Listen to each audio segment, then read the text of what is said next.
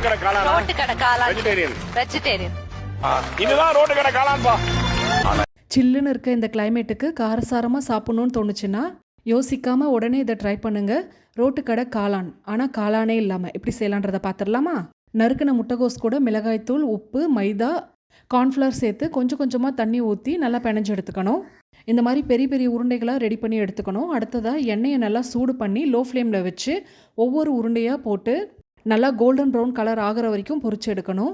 இப்போ இதை தனியாக எடுத்து வச்சுட்டு மசாலாவுக்கு ரெடி பண்ணிக்கலாம். அதுக்கு பேனில் 2 டேபிள் ஸ்பூன் அளவுக்கு எண்ணெய் ஊற்றி ஒரு வெங்காயத்தை நல்லா நறுக்கி சேர்த்து வதக்கணும். கூடவே இஞ்சி பூண்டு விழுதியும் சேர்த்து நல்லா வதக்கிட்டு அரைச்ச தக்காளி சேர்த்து வதக்கி பச்சை வாசனை போனதும் மிளகாய்த்தூள், தனியாத்தூள், கரம் மசாலா, உப்பு இதெல்லாம் சேர்த்து ஒரு 2 நிமிஷத்துக்கு நல்லா வதக்கிட்டு 2 கப் அளவுக்கு தண்ணி ஊற்றி நல்லா கொதி வந்ததும் 1 டேபிள் ஸ்பூன் அளவுக்கு கார்ன்ஃப்ளவரில் கொஞ்சமாக தண்ணி ஊற்றி கட்டி இல்லாமல் மிக்ஸ் பண்ணிவிட்டு இது கூடவே சேர்த்து நல்லா திக்காகி வரும்பொழுது நம்ம பொரிச்சு வச்சுருக்கிறதையும் சேர்த்து நல்லா உடச்சி விட்டு கிளறி விடணும்.